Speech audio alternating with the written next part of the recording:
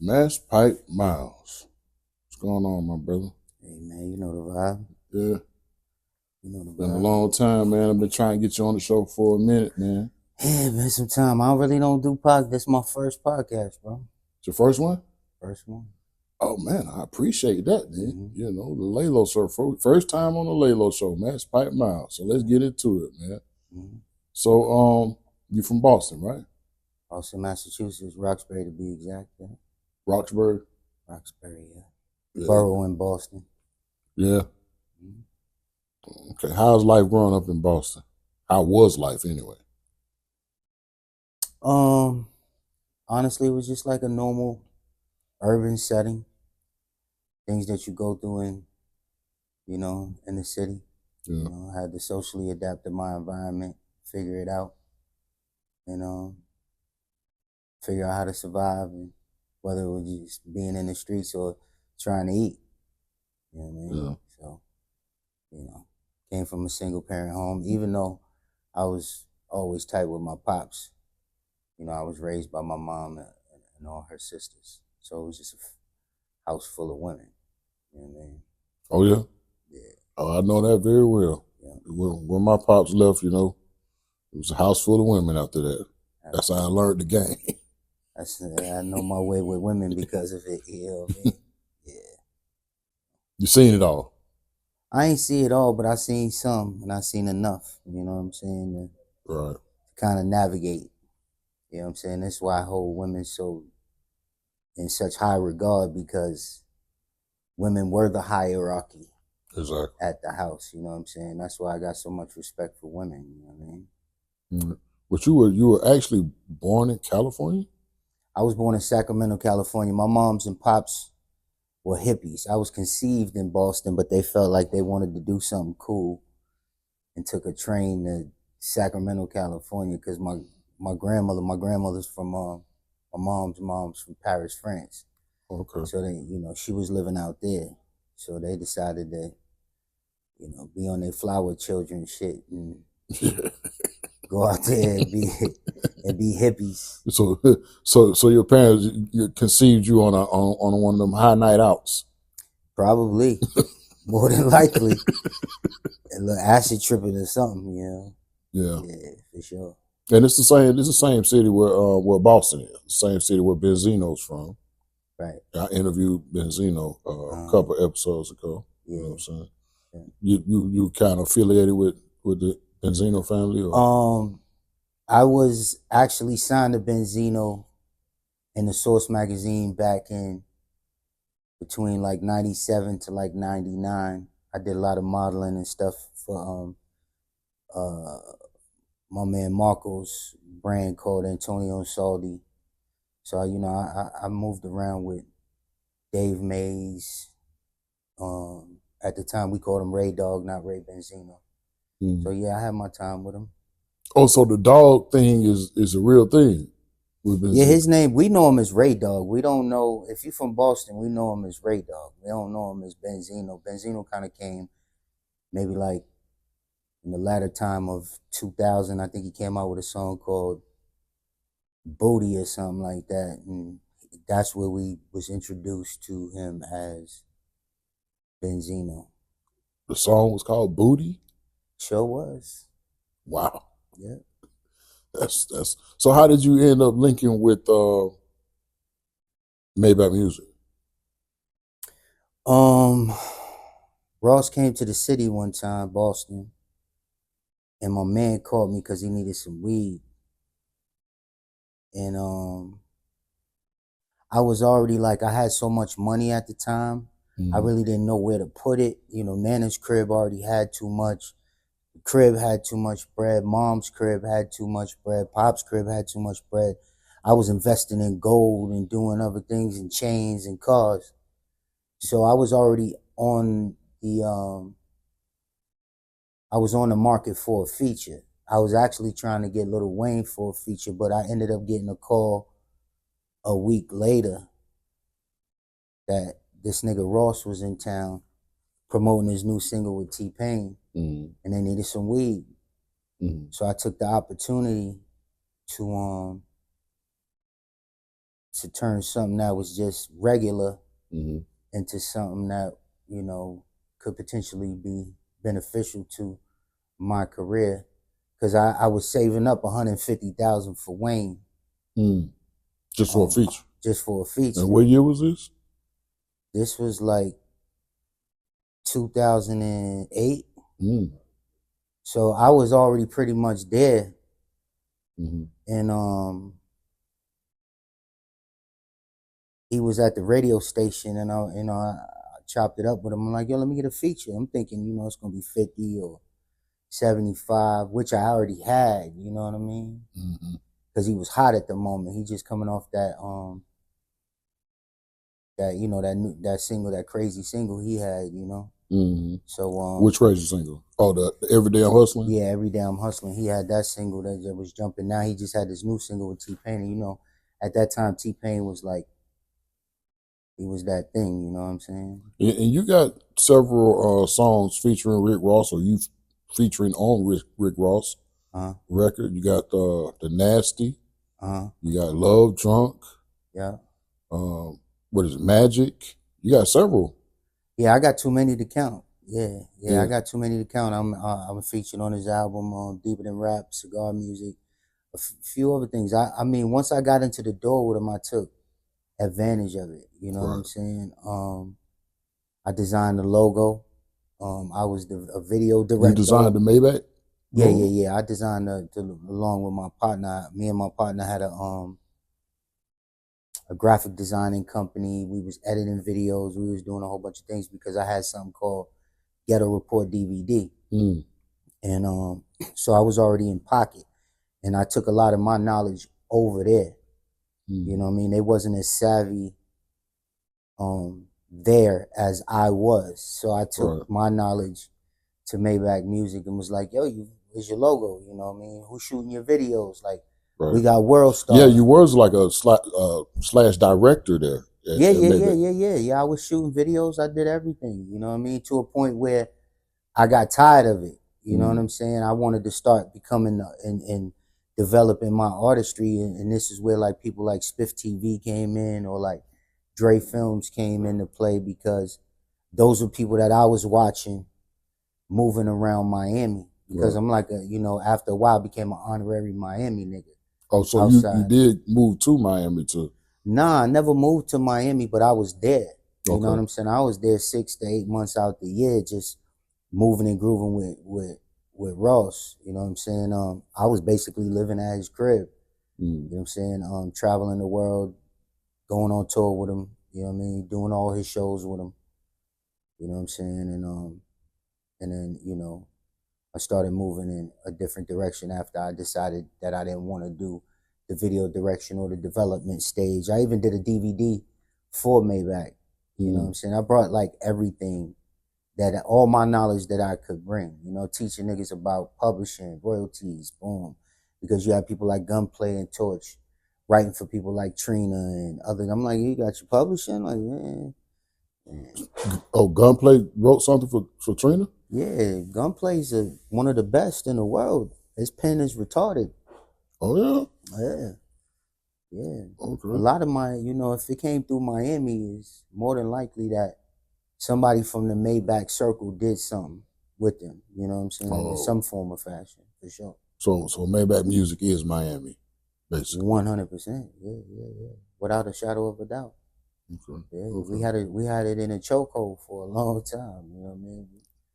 Back to back in Maybach, Ferraris, and anything you can think of at the time. You know what I mean?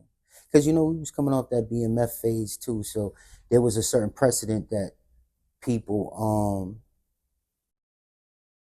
you know, that we thought that people wanted to see. You know what I mean? So yeah. So, how many years were you signed to Maybach? Did you let the contract go out, or? I was signed to Maybach. I had a 3-year contract with Maybach Music at the time. It wasn't yet. Well, the contract was up. I was still there. You know what I'm saying? But I wanted to start doing other things. I wanted to start, like, you know, building studios in Atlanta. I wanted to start developing writers and artists. I wanted to start moving in my own direction. And when it came to R&B music, I felt like there was a disconnection, you know what I'm saying, between Maybach Music and R&B music, because it was primarily, you know, a rap label. Right. So I felt like there was some type of disconnection. So I just started like trickling myself away from the situation. You think the R&B music wasn't being pushed enough at the time? Well, R&B music at that particular time anyway was on a decline anyways. You know what I'm saying? And me being a street nigga anyways, it was kind of like a mind fuck for people in a sense. You know what I mean? Because here I am walking around with 2 kilos of gold, you know, gold on, big chains, and you know, and I was moving around like a real street nigga. But it just so happened I was doing R&B, and I wanted to, and I was getting older. You know what I'm saying? So I wanted to start moving in different directions. You know what I mean? So that's when I started building the studios here in Atlanta, developing writers, developing artists, getting placements. You know what I'm saying? I became Grammy nominated for writing and producing for Music Soul Child. So I started moving in different directions because it was just more than just being an artist. I wanted to be an entrepreneur and develop my own things, because I knew the knowledge that I have was, you know, had to go somewhere else. So you got a nomination, a Grammy nomination. Yeah. With Music Soul Child. Yeah. And what song was that? The whole album. The whole album. Which one? Yeah. Something real. I can't even. Don't even let me lie. Something. I can look it up. Something real. You got Victims and Villains. That was 23. Life and on Earth, or Feel the Real. There you go. Feel the Real. Yeah. So it was the Feel the Real album that you had your hands all the way in. Pause. Yeah. He was coming by the studio. We were supposed to do a whole album together, but Marsha's on that album. Yeah. Marsha Ambrosius. Yeah. Okay. I didn't know that. You know, I've known you so long. I never really asked or looked up or researched your history because we know each other on a different level. Yeah, we met each other in a different way, you know what I'm saying? Right. You know, you was doing your movies and your documentaries and your DVDs at the time. Right. So, you know, you was a rapper too, but this is when you started moving in a different direction and it started, you know, transitioning your artistry to other places. You know what I mean? Yeah, and you were like the first to really notice what I was trying to do or where I was seen going. Your growth. You know what I mean? When I first seen it, I was like, you know, but then you dissed the fuck out of me the first time. Yeah, but in the studio. But I was just I'm honest. I'm from Boston. Yeah. You know what I'm saying? And being from Boston, we have this kind of asshole mentality where we're kind of like straightforward. Right. But then when you got out of your situation and I seen you again, I sat with you and told you. I went to prison. Yeah. You went back to prison. I ain't want to say that. Everybody know, man. But after you got out the pen, I seen you at the door and I apologized to you. And then that's when we locked in all the way. Yeah. You know what I'm saying? You shot a couple episodes for my cooking show.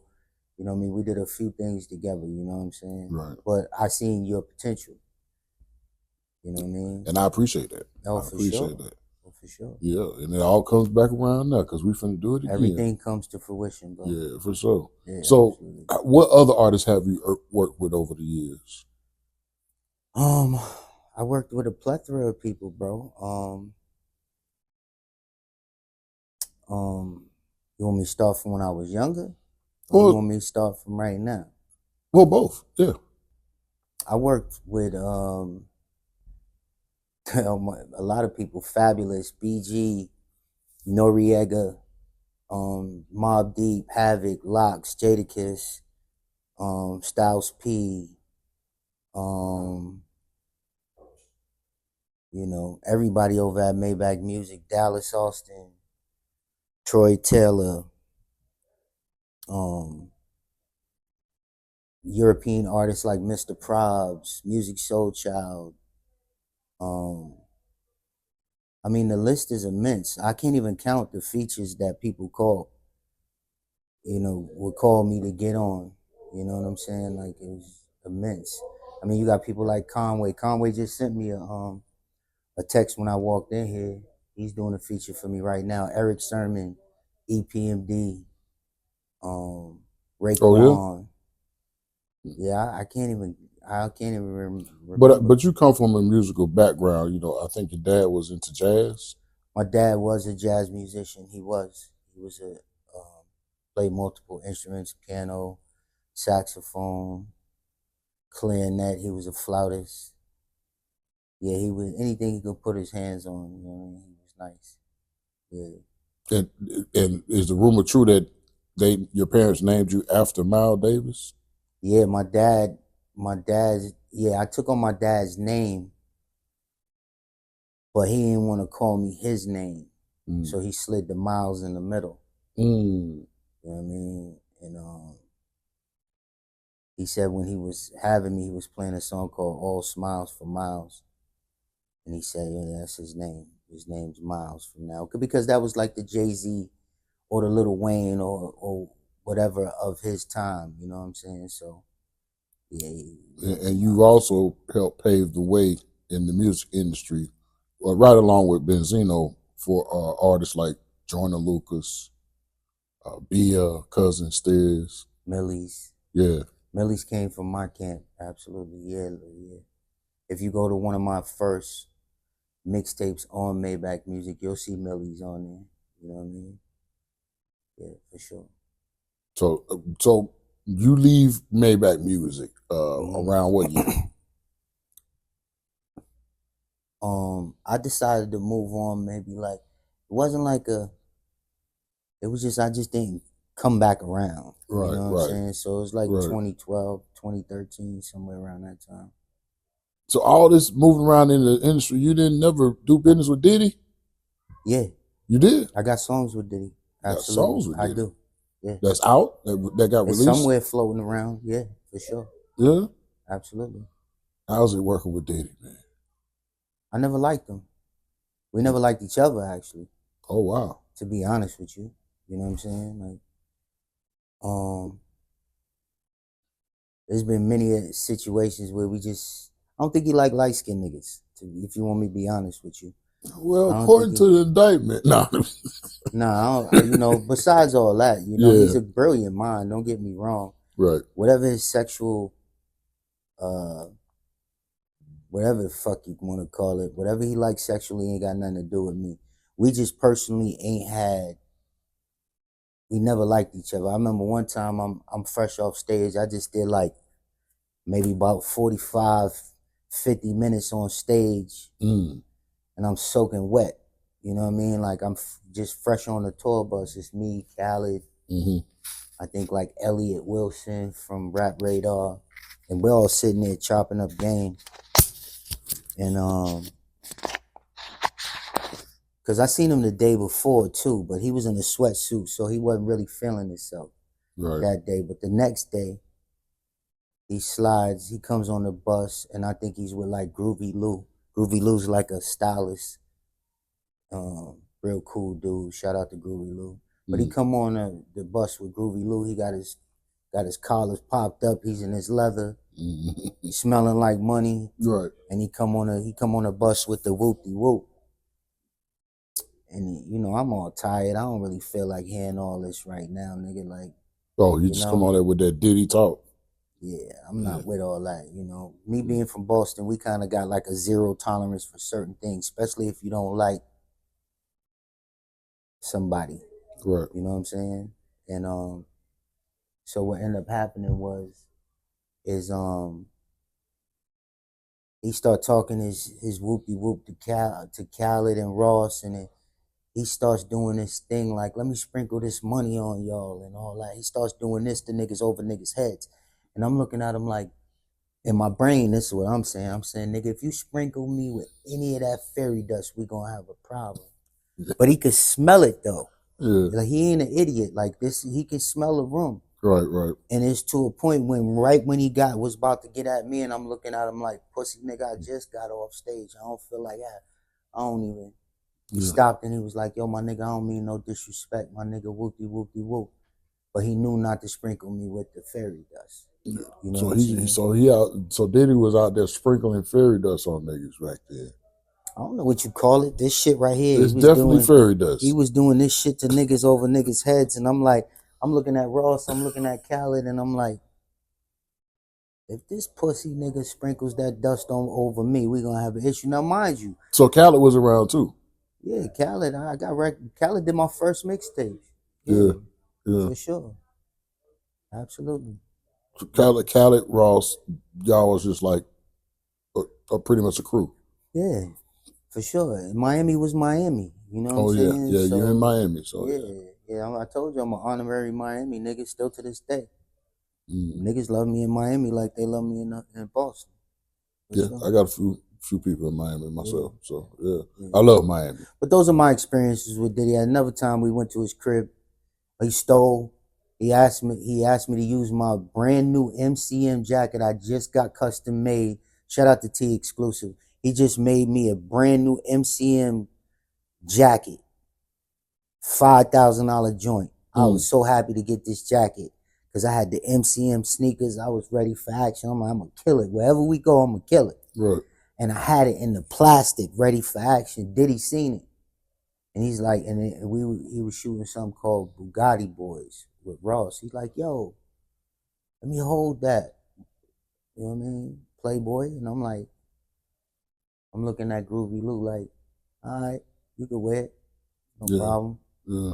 I ain't really give a fuck, you know what I mean? Because I'm going to do what I got to do. And if he make the jacket look hot anyways, and I got it on, other niggas going to be like, yo, he got the, the whoopie-whoop. Because it ain't like unheard of for a nigga to have the same jacket as the next nigga. Right.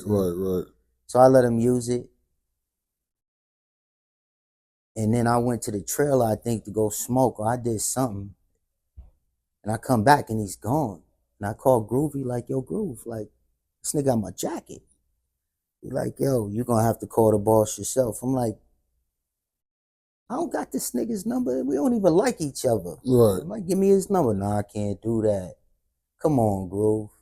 Nigga stole my jacket, bro. Still to this day, I'm pissed off about that. Yeah.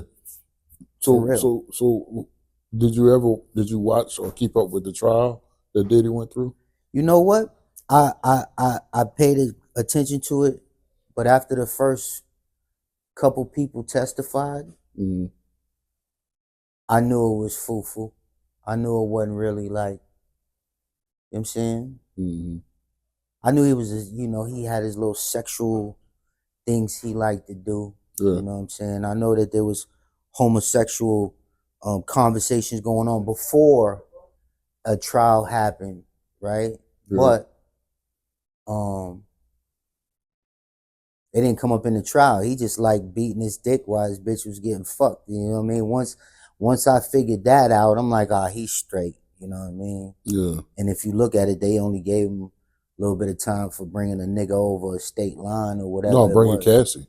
Whatever. Yeah. That bitch like pussy. That bitch like pussy, dick, and everything else. You know what I mean? She was just as much as a sexual deviant as him. If you want to be clear on the situation, she was paying niggas outside of him to come fuck her. She was repeating with the same niggas without the nigga around anyway, giving niggas, Yeah. She got $30 million and sent him to prison. What you want? It's a crazy world. She like dick. She like pussy. She had everything at her fingertips. Right. So I'm sure she had a lot of fun. Trust me. Yeah. And you know how many women heard her story during the trial? Like, bitch, if I had a nigga just paying me to fuck, if I'm getting to pick how big the nigga's dick is and everything. It's just having like she had a blast. Right. So don't get it fucked up. With the money to blow with. Don't get it fucked up. That bitch had a fucking blast. Yeah, I work at the strip club, man. I know a lot of women who do. No disrespect to her. Yeah. You know what I'm saying? But we all know now. I've been in the circles, you know what I'm saying? Like, we know how she's a beautiful woman. You know what I'm saying? So she had options. Do you think there was another level of power that had Diddy or made Diddy end up in that situation? I think the fact that he wanted to take that company that owns Ciroc, Diageo, whatever the company's name was. Yeah. He was taking them to the hoop. He took them to the hoop. And And I think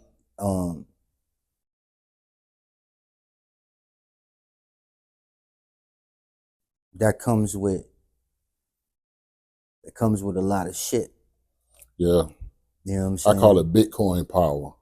Yeah. Whatever it is, you know, you just got to be careful who you decide to go to war with. You know, some people are in power in a different way, and they can make some things happen. You know what I'm saying? This is why I tread real lightly outside. You know what I mean? I want to go to Walmart, bro.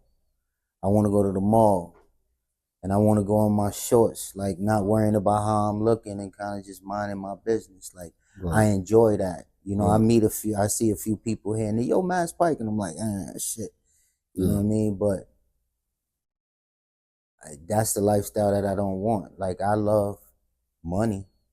You know what I mean? What it can do for me and the things that it can take care of. But I also hate the money too and the things that it, you know, that can happen and the deviance that come around because of it. You know what I'm saying? And then, you ever work with Kanye? Nah, me and Conway. I mean, not Conway. Kanye. We ain't like each other either. Yeah. Nah. So you was the R&B gangster of the industry in the 2000s. You know, I've always liked fighting. You know what I'm saying? Like I've always, you know, being from where I'm from, it's a fighting city. You know what I'm saying? We very aggressive. I'm not as aggressive as I once was because now I'm disciplined. I do other things to get that aggression off. You know what I'm saying? But we never. One time I was filming because, like I told you, I used to always keep a camera. I always had the HDs and the, you know, I always kept the Panasonic P2s and all the cameras that were relevant at that time. Mm-hmm. And I remember one time I was filming, like something Khaled and him was, because I used to always keep the camera on me and Ross. Whenever me and Ross was like this, we stayed together for 3 years straight every day. And I had the camera going one time, and I guess he decided to play Ross some music. And this nigga tried to embarrass the fuck out of me in front of the whole video shoot. Like, nah, nigga, yeah, like, nigga, don't be filming, but I'm like, nigga, I'll pistol whip you right now, you bitch ass nigga. That's how I felt. You know what I'm saying? I kept it cool though. Right. You know what I'm saying? Like I kept it cool. Yeah. You know, that's Ross people, and you know that was Khaled was shooting a video with the nigga. Yeah. But you know, that was pretty much that. That was the last time working with him, or I never worked with him. Yeah. That's the last time I was around him. You know what I'm saying? I mean, I seen him one time at the Sony recording studio. Well, that was the first time. And he was admiring my chains. I think he was working on Finding Forever for Common, his album. He came out and he was just like, can I touch your chain? You know what I mean? And that was the only good like interaction that we've ever had. Right. But then Kanye kind of changed a little bit 2-3 years later. He started developing a whole new way of communicating. You know what I'm saying? So by the time that happened, you know, we had our little, and that was it though. I never worked with him though, nah. Okay. All right. Let's switch gears. So we at war now. What you talking about right now? Yeah, with Iran. Okay. Iran. I think Israel's involved. And I know you know a little bit about politics. And, you know, by what they allow me to see. Of course. You know what I'm saying? I like to read between the lines. You know what I'm saying? I know Iran got some clean oil. I know Venezuela's oil is dirty as fuck. And I know it's a great mixture. Mixing Iran oil with Venezuelan oil. To make it cleaner. To make it suitable and palatable for the world. There's always a reason behind it. You know, Israel obviously has their own agenda. But we know what America's agenda is. It's always oil.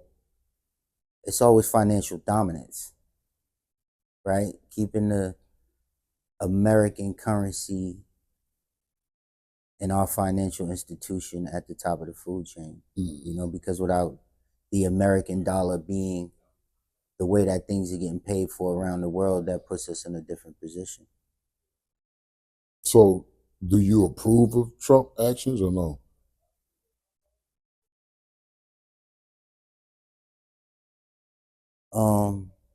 I'm not gonna say I approve of it. I'm not gonna say I disapprove of it. But what I don't like is seeing the loss of lives.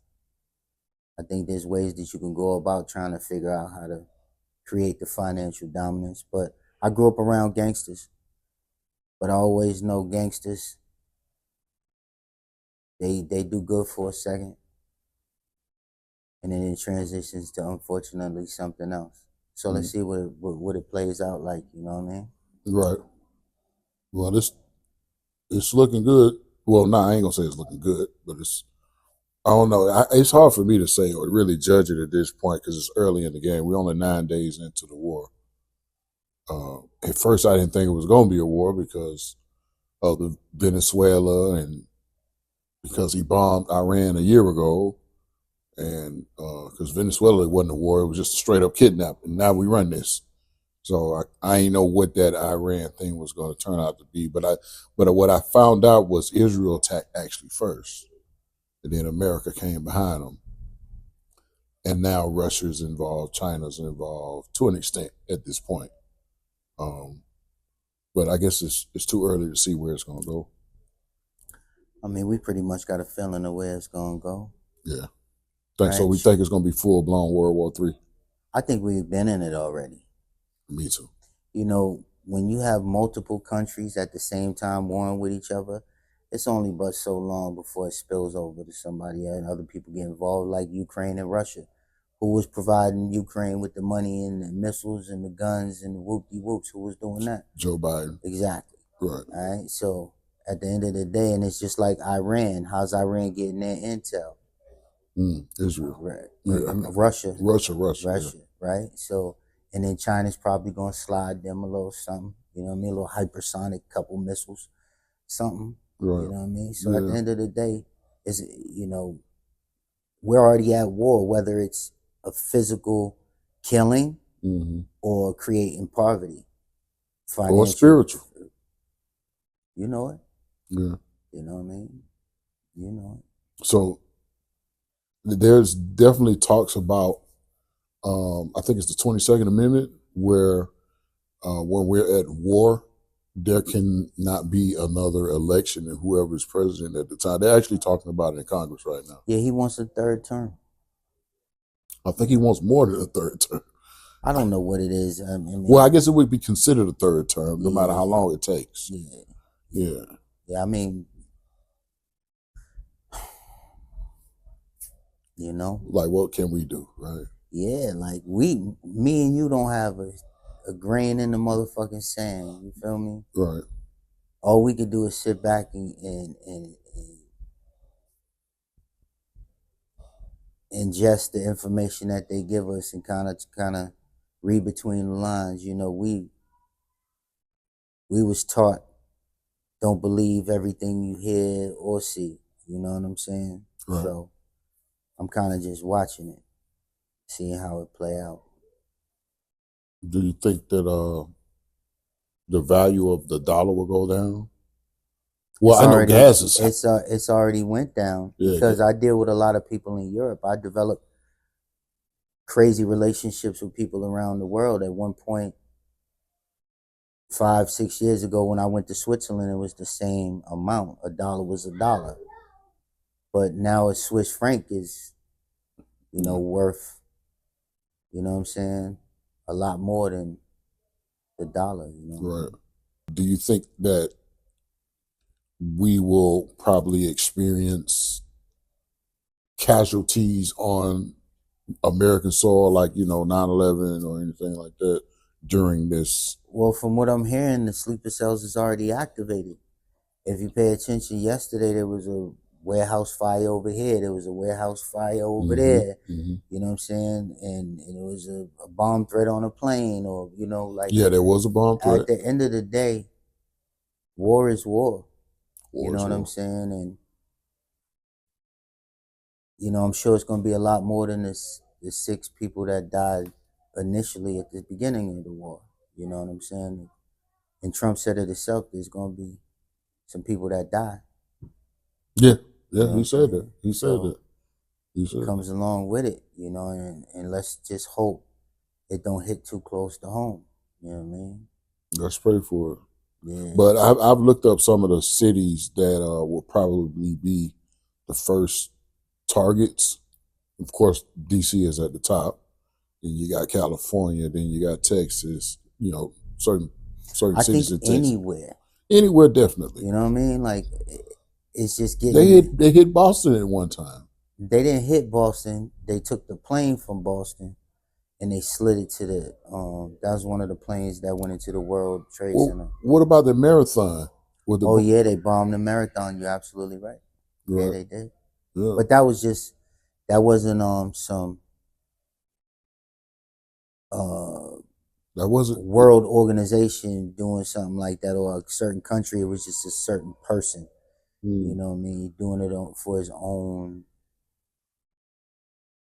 mental issues or reasons, you know. So you think a lot of these people be doing it because of mental issues, especially when they do it on school this land. shootings and different things of that nature? Yeah, I think they have some type of mental issue, of course. Yeah, absolutely. Yeah, you see the dude that just got found guilty yesterday or Friday for his son shooting up the school. I didn't see that. Who was that? His son shot up the school, but he knew his son had mental issues and didn't handle it appropriately, had guns in the house, and little man went and shot up the school. I didn't hear nothing about that. I gotta look into that. Yeah, research it. What city was that? You know what? Don't quote me. I have no idea, but I just the father was found guilty? Father was found guilty. That was here in Georgia. Yeah, he didn't do nothing. You know what I'm saying? But the fact that he knew his son had a mental issue, they put him on trial. He was found like 30 counts. Don't quote me, but somewhere around there. So yeah, they I think they passed a new law, especially dealing with these schools. Like if your children do certain things, they can charge the parents as well. So it's a lot of changes that done happen. A lot of the public don't even know. Yeah. They don't look into it. They don't watch the news. They don't read the newspaper. So and that's why I'm blessed to have a platform where I want to make sure we get this message out, you know, to some of the people that are on like our level or in lower that don't even pay attention to nothing but a podcast, you know, because the podcast, that area of the industry. What do you feel about the podcast industry? Does it remind you of anything like the music industry or the film industry? No, it's something I've never seen before. You know what I'm saying? I've always been into podcasts even before they became like really popular. But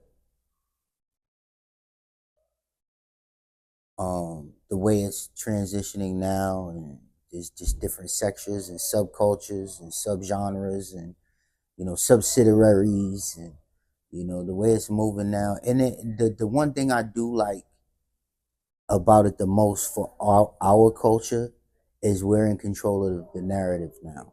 Right. This is what makes it so intriguing to me now, because we're in control of the information, at least until they allow them to get their hands on it, of course. Right. You know what I'm saying? Right. So yeah, I mean, I like it. I think it's cool because you got people like Noriega, who they probably thought would never do anything again. Shout out to the Drink Champs. Shout out to the Drink Champs. I did a record with him too. Absolutely. But they probably thought he would never have a fucking chance in hell again as a rapper, but he transitioned. You know, and you got the Drink Champs. So, you know, you got Fat Joe and Jada. You got Joe and Jada, boom. You know what I mean? And they controlling the narrative. And I think it's just a... Yeah, I think Tony Gilly, like, Tony Yayo got one. Gilly the Kid been trying for 20 years. Shout out to $1 Million Worth of Game. You know what I'm saying? And he couldn't crack the code the way he probably thought he should have cracked the code. But then he realized he had a great personality. He was funny. He had this shock value to him. And then Wallow gets out of prison. Yeah, Wallow took it to a whole nother level. Yeah. Well, he brought the intellect to it. He brought the experience to it. You know what I'm saying? And Gilly was like, you know, the heart. You know what I'm saying? While Wallow played the spine and the brain. You know what I mean? It was the perfect. It was the perfect perfect connection. Yeah, because having people that are comfortable with each other, having a podcast is just the greatest. You know what I'm saying? You could see the camaraderie and the love that Gilly and Wallow have for each other. You know what I'm saying? You could see they endured pain together. You could see they cried and laughed together. You could see how good it felt that Wallow could be like, yo, I just bought you a new car, nigga. And that you could see on his face, like, you know, how good that made him feel. You know what I'm saying? And that's love, you know. So, yeah, I love podcasts. Do I listen to a lot of them? Nah, I watch them, though. Yeah. So you don't listen, you just watch. I've always been visual, you know. I'm a visual type of nigga. Yeah, you've actually I've noticed some of your music videos. You've actually directed those. I think edited some of those yourself. Yeah, for sure. Yeah, so you're really into visuals like me, of course. Yeah. I've always been into visuals. I always keep a camera. I always, you know what I'm saying, whether it was a Red or a Black Magic or Osmo or GoPro. I always keep something around. You know what I'm saying? Yeah. Well, that explains a lot of those phone calls I used to get in the morning. You used to ask me about some cameras. Yeah, you know, during the time of COVID, you know, there was only a certain amount of people I'd like to communicate with. But I wanted to make sure I was communicating with people that were like-minded. Right. You know what I'm saying? That was on the same page. Okay, this my nigga who's into writing scripts. And that's what you taught me about, you know, how to write a script or how to do this and help me write my life story and boom, boom, boom. And, you know, it was, you know, speaking of like-minded individuals at that time was so important for my mental health because I still feel like I'm in 2019. I still feel like I'm in 2020. I'm not realizing that it's 6-7 years ago. You see what I'm saying? And it fucked with me. But it was people like you and a few other individuals that kept, you know, I had to call you niggas once a day. I was stuck in the crib. Yeah. You know what I mean? And to a point where now I'm a recluse and an introvert. I really don't. I go to Walmart. I go fight and train. I go to the gym. I go do that. That's what I do now. And I go home. I drop the kids off, cook them dinner, boom. I get so many phone calls. Yo, come to Cyprus, come to Dubai, come to Paris, come to London, come to boom. And I have the means to. I can get there, but I don't feel like it. And I think that COVID really put me in that space where I don't feel like getting dressed. You know what I mean? I don't feel like fucking. Yeah, I think I went into that space a little bit too. Yeah, I got anxiety now. Like if I'm in a room full of too many niggas, too many people, I gotta like go in the corner, or if I go to a restaurant, I gotta go in the corner. Right. That way I could watch everything that's moving, and that wasn't me pre-COVID. You know, I wanted to be in the middle of the restaurant. You know what I'm saying? I want you to smell this good cologne, bitch. Yeah. You know what I'm saying? Now I don't give a fuck. Right. Where's the exit? I want to be by the exit just in case shit pop off. Yeah. I learned that in the penitentiary. Yeah. So, you know, you kind of get stuck with that, you know. But, you know, life is life and you got to keep pushing. And I know just like me, you actually lost someone a few years ago close to you. Yeah. Yeah. And you actually used to, I remember you calling me every day. Yeah. And I didn't know what happened at that time. Yeah. But I didn't really have anybody to talk to either. Right, because you lost somebody close to you at that time too. Well, no, like it was before then. It was before then. Yeah. Because I had something going on personally in my personal life that I ain't really had nobody. But you ain't know that either.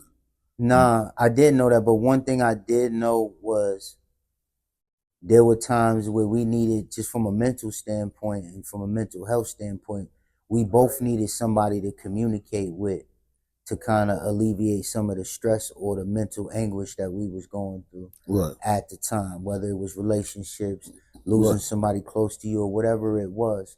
You know, you and I both leaned on each other in some capacity. You know what I'm saying? Yeah, and I remember you would call me every morning, and we just at first I thought it was some weirdo shit, but I was like, after talking to you, I was like, nah, this nigga cool. You know, so I fucks with him. Yeah. You know, but I ain't really understood what it was, but it felt good. Pause. It's just, you know, just some man shit. You know what I'm saying? Yeah. Just talking, you know, because I ain't had no older man or just a equal age man to talk to at the time. I had lost a lot of people. Yeah. And after a while, my mom died. Yeah. And I went into a great deep depression. And that was like 2022. Yeah. And you stopped calling. So and I really was kind of pissed at you at the time. I never told you this. Yeah. Because I needed those calls then. You know what I'm saying? Because I really didn't have nobody at the time. Yeah. And hold on, let me finish. Let me get to it. Because eventually when we did talk, you told me this. I remember the conversation. And you said, I stopped calling because I needed your energy because of my father's death. And I never knew your father died. Yeah. But when your mother died, when my mother died, you was like, I knew you needed that energy. So I stopped calling. Yeah. And I appreciated that. Yeah. It made me understand better. Yeah. You know what I'm saying? Because that's when I started getting more into spirituality. Yeah. And you kind of taught me some things too. That's what I kind of want to talk about now. Okay. You know, and I know you have this thing, I think Ayahuasca, or what is it called? Ayahuasca. Ayahuasca. Right. I remember Charlamagne talking about that Yeah. one time on his show. But I was already on it years before that. Right. Yeah. I was already on DMT, ayahuasca, and these spiritual type of instruments that we use to tap in. You know what I mean? Yeah. I've been on that.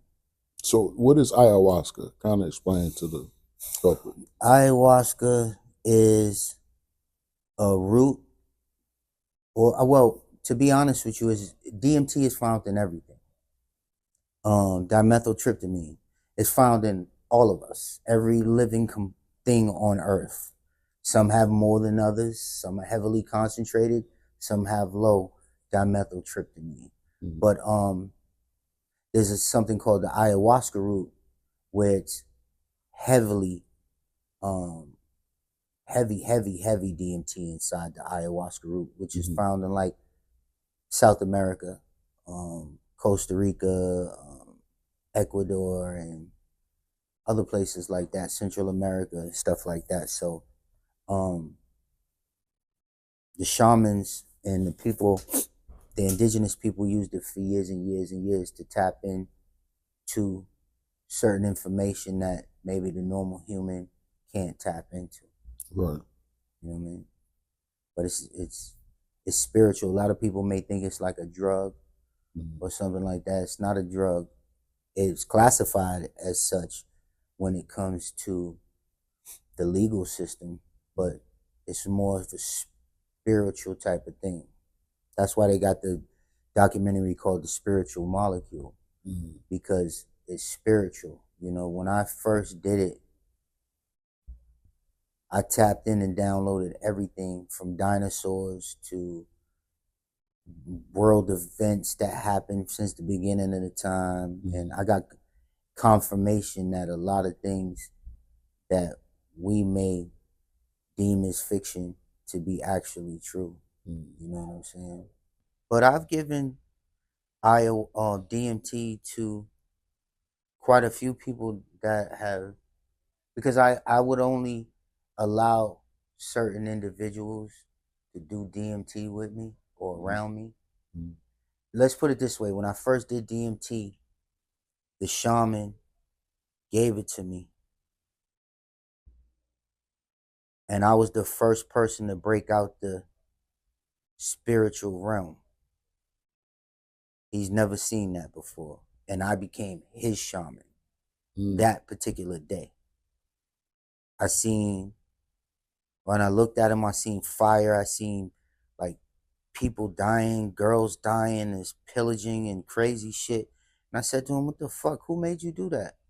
Nigga starts crying, and I start breaking him down. And come to find out, he was in the Marines or something like that, in the military. And his pops and moms made him go to the military. And because I was asking him, why the fuck did they make you do that, bro? You know what I mean? I was seeing some other shit. I was seeing some wild shit when I looked at him. And anyways, I became his shaman that day. You know what I mean? It was me and Gunplay. And when I seen Gunplay, I seen him glowing like a divine light. Like he was the one. Like, and I had to let him know like how important he was. Outside of any music shit or any other thing, like there's a purpose for him. You know what I'm saying? And so it's a lot more that goes into that story. You know what I'm saying? But as time progressed, I became more enlightened. You know what I'm saying? And then certain people that I felt like had that glow, I would introduce it to them, like Gunna, or like You met Gunna? Gunna? What you mean? Did I meet Gunna? Oh, you talking about Gunplay or Gunna? No, Gunna. Like Gunna. Okay. Like the rap YSL Gunna. now rap phenom. You know what I'm saying? Right. Like, yes. You know, he used to be at our studio. You know what I mean? We was developing him and Nietzsche at the time, which is his partner. And but I seen something in him. Nietzsche at the time was like the person that seemed like he was gonna crack something open.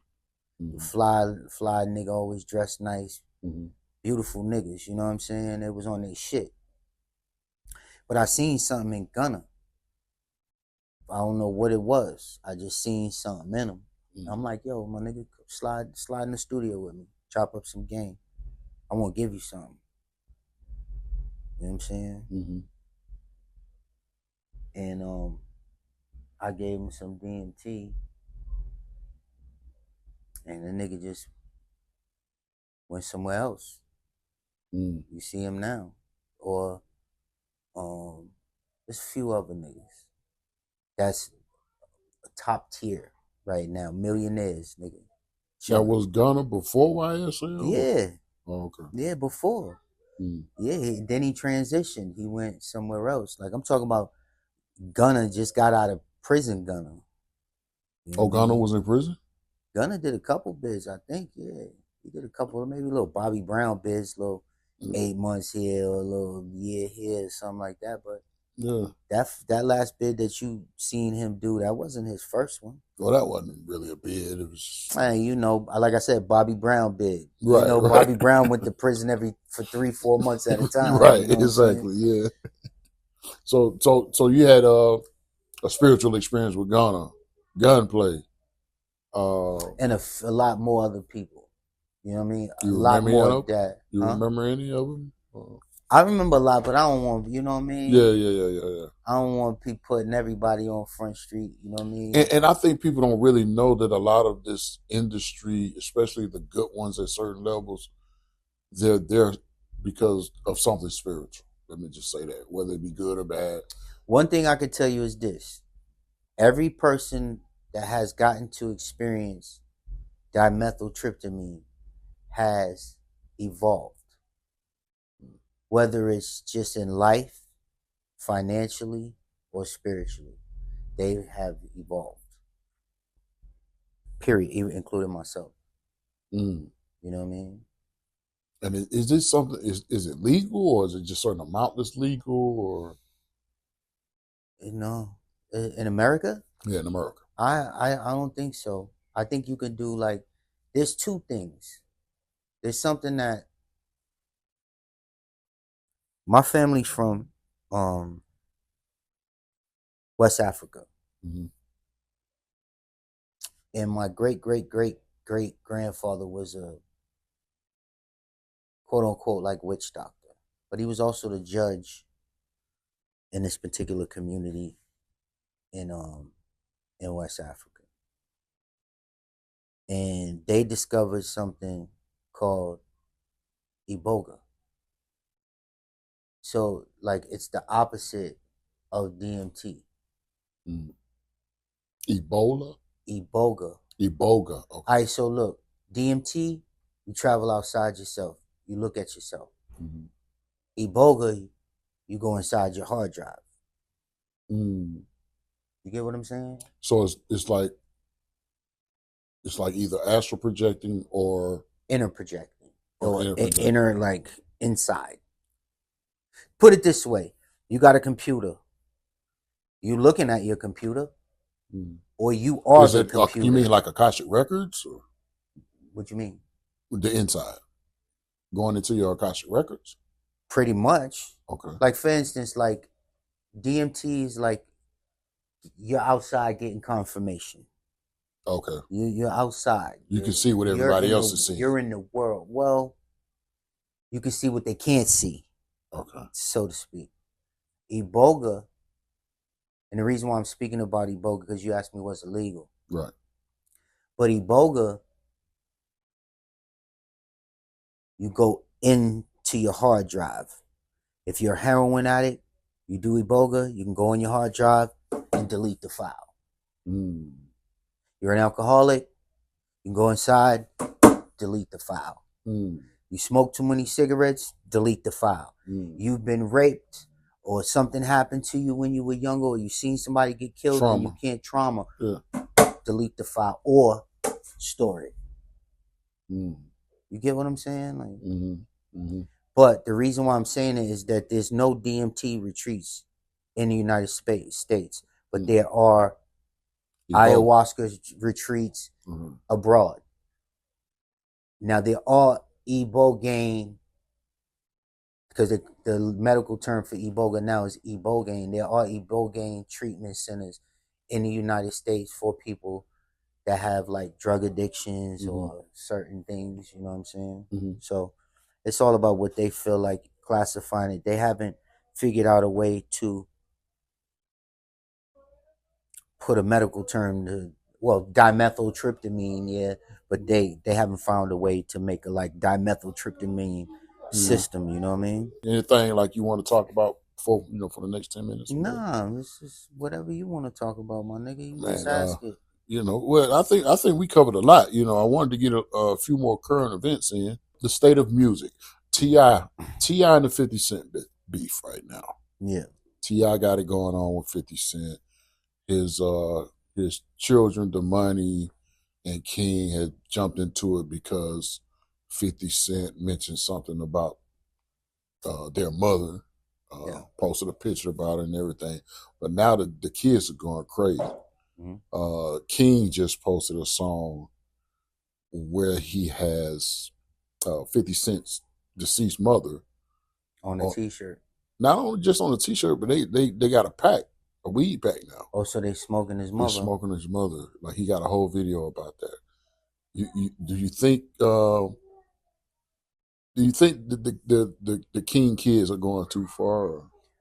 Well, as an adult and a responsible adult right now, I think speaking about somebody's deceased mother is a bit much. But the young Miles, the ignorant nigga Miles, damn, they cooking. Them young boys, you can't stop or control the young niggas. You can't stop their narrative and how they look at things. Yeah, I mean, because King is what you would consider an ATLYN, I guess. A light version. Within reason. You know what I mean? But they're going off what they see. Exactly. One nigga's King's like the little YN, and you got the other one's kind of like a J. Cole, kind of speaks with eloquence when he decides to, you know what I mean? Like, you see how he started, sorry, Miss Jackson, but I have to talk to your son. You know what I'm saying? That you mean like Damani, yeah. the other son, yeah. So it's like it's two sides to it. You know what I mean? But it's all fair game and war when it comes to those type of things because Buddy's, he bit down on Tiny first. So Yeah. you know what I'm saying? Like, You unfortunately, open that door. So. and then there's nobody better than 50 Cent when it comes to trolling or or disrespecting anyway. So yeah, it's pretty much fair game in my opinion. You know what I mean? I'm not with speaking about somebody's deceased relative or anybody deceased that's a part of your, infrastructure. You know what I'm saying? But it's all fair and war. Yeah, yeah. And I think,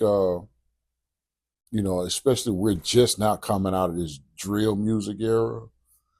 I think, especially the things that King has done and said on his record, his disc part of the records, I think that's kind of a result of that.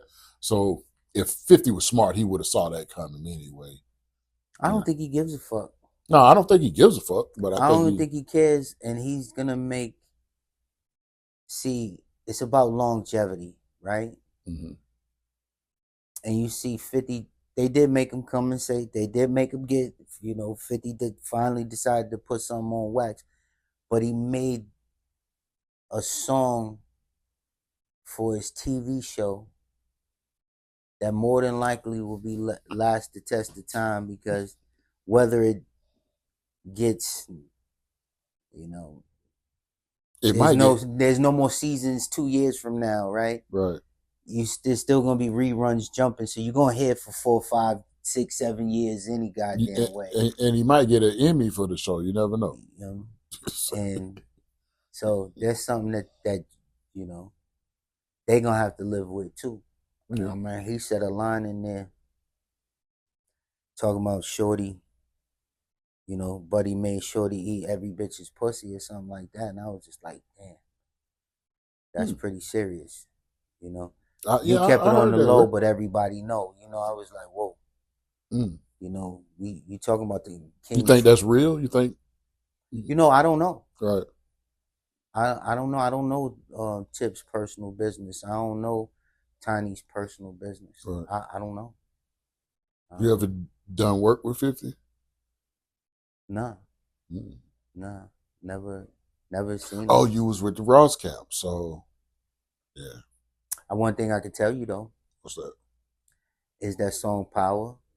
Mm-hmm. That song from the Power to Big Rich Town. Mm-hmm. That was originally my record.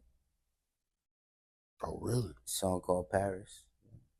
You can go look up Paris right now. Same thing. So are you saying he's? No. Okay. We're going to leave it there then. I ain't saying nothing. What I'm saying is go do the research. Wow. You'll see the timeline. You know what I mean? I had that record 2, 3, maybe 4 years before they even decided to whoop it. Okay. So you just a quiet legend out here in the streets. I'll let you say it. I ain't. Well, they say the same thing about me. So. I just mind my business, dog. You know me. Yeah. I sit in my little sanctuary. I read my Bible. Right. I go do my martial arts. I go to the gym. You've been heavy in the martial arts lately. Yeah, every day. Every day I fight every day. Broken fingers, broken ribs, broken toes. I got a broken toe now, broken finger. But I just keep pushing. Broken rib. Right. Masspike Miles. Yeah. Thank you for coming to the Leylo Show for the first time. This is one of many, of course. Yeah, it's gonna be many more. I can't wait to get back to because I got a lot more we got to talk about. So we sure do. Yeah, ask me anything you want within reason, my brother. It's all good. Oh, you know how I get down, man. We do this anyway. Absolutely. You know what I'm saying? So I thank you for coming and being a guest on the Leylo Show, man. Absolutely. And until next time, man. Anything you want to tell the people to go, any records you got coming out? No, I don't got nothing to say. All I can say is love, and more love the unconditional way. Stay prayed up. Keep God first. Dig into that Bible, that Torah, that Quran. They coming for us one of these days.